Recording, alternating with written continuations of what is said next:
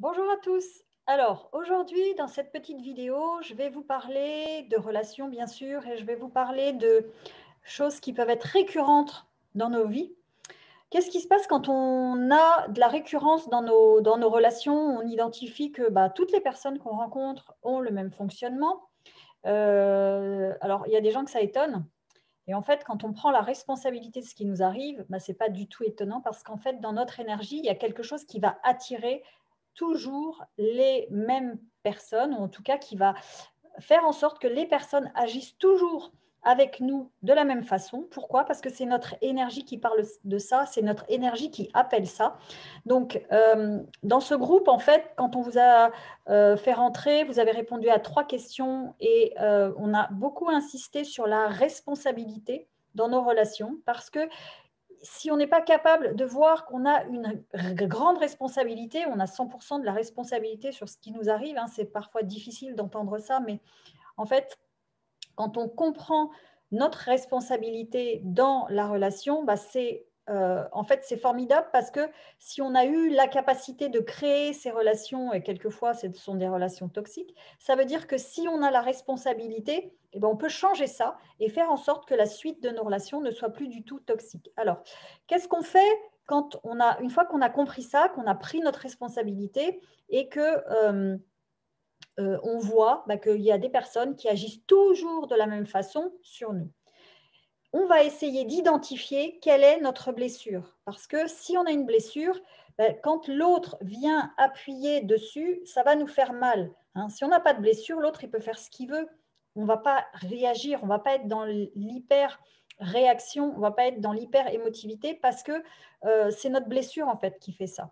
Une personne que vous ne connaissez pas, qui agit, en fait, elle a très peu d'impact sur vous. Une personne que vous connaissez, elle va commencer à savoir les endroits où vous avez des blessures. Et en fait, notre entourage est souvent un miroir de ce qui se passe à l'intérieur de nous. Et notre entourage est capable d'appuyer sur les boutons justement pour mettre à jour notre blessure et pour nous aider à la travailler. Donc, une fois qu'on a identifié ça, c'est voilà, quelque part, il faut pas se dire: «Ah voilà, j'ai la poisse, j'attire toujours les mêmes personnes». Non, l'essentiel, c'est de se dire: «OK, voilà, j'ai identifié que j'ai certainement une blessure de ce côté-là et donc je vais aller travailler ma blessure». Alors, comment on fait pour travailler sa blessure? Bon, déjà, on identifie.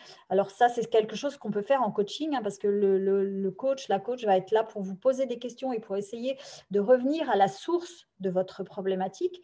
Et une fois qu'on aura identifié la source de votre problématique, on va commencer à travailler dessus. Alors, comment on fait pour travailler dessus? Donc, le travail de coaching, il est important parce que en ayant cet échange, vous allez donner des informations à votre coach pour qu'il aille identifier votre blessure.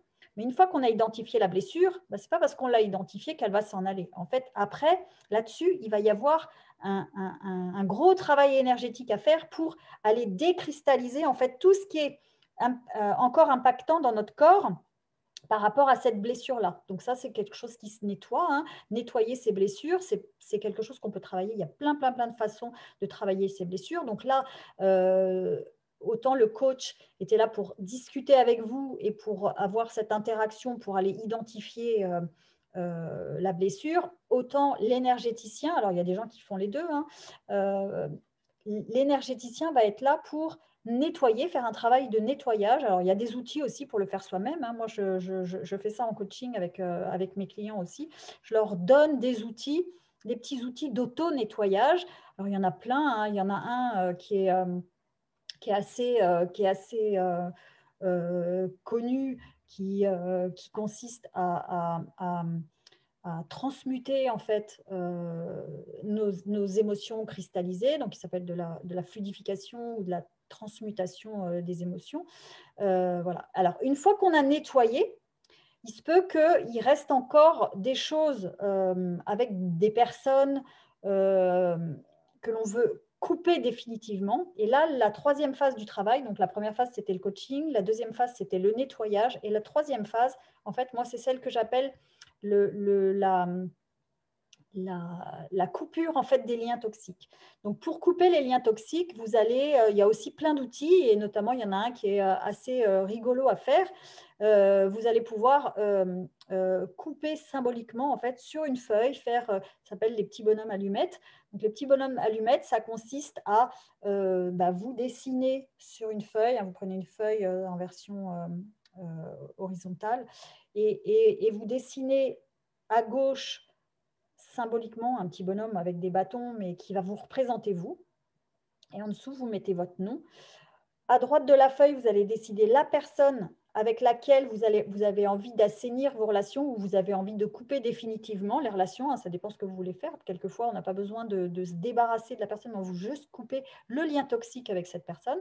Voilà, donc ça, c'est ce que vous faites sur votre feuille de papier. Ensuite, vous dessinez une bulle de lumière autour de votre personnage. Vous dessinez une boule de lumière autour du personnage avec qui vous avez envie de travailler. Et puis, vous allez dessiner les 7 chakras sur votre corps. Donc, chakra racine, chakra du ventre, plexus, chakra du cœur, chakra de la gorge,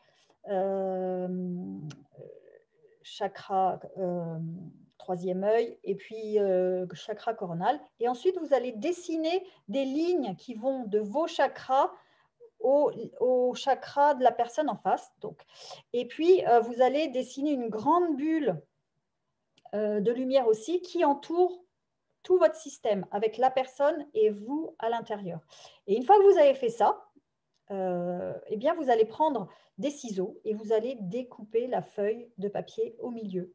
Et après, vous faites ce que vous voulez avec les petits papiers, mais vous pouvez brûler symboliquement l'autre personne pour dire, voilà, cette personne-là, je voudrais m'en débarrasser. Donc voilà, elle n'existe plus et j'ai coupé. Et en fait, quand vous allez faire ça, vous allez ressentir une grande libération énergétique, hein, parce que vous allez sentir un allègement, parce qu'il y avait effectivement des liens invisibles, des liens énergétiques qui étaient encore présents. C'est pour ça que vous étiez encore en relation avec la toxicité dans une relation qui peut être très, très ancienne. Voilà. Ou alors, vous pouvez juste écarter, mettre ou jeter les papiers. Enfin bref, après, vous faites exactement ce que vous ressentez, ce que vous avez envie de faire. Et ça, c'est très... c'est très confortable en fait de faire ça parce que ça vient mettre un terme en fait au problème relationnel que vous aviez au départ. Voilà. Donc ça c'est la base. Hein. Quand on veut travailler sur les relations, il faut toujours prendre en considération le fait que nous, on a des blessures et si ça ne se passe pas bien dans la relation, c'est jamais la solution de dire c'est à cause de l'autre. Parce que dire c'est à cause de l'autre, ça veut dire, ok, tant que lui, il ne fait rien, moi, je ne peux rien faire non plus.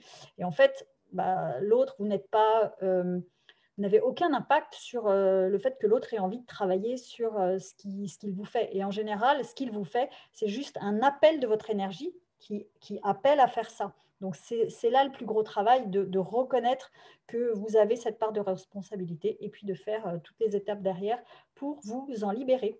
Voilà, c'était mon petit partage de la semaine. J'espère que ça vous a apporté quelque chose. N'hésitez pas à commenter cette vidéo et puis je vous dis à très très bientôt pour d'autres partages. Ciao!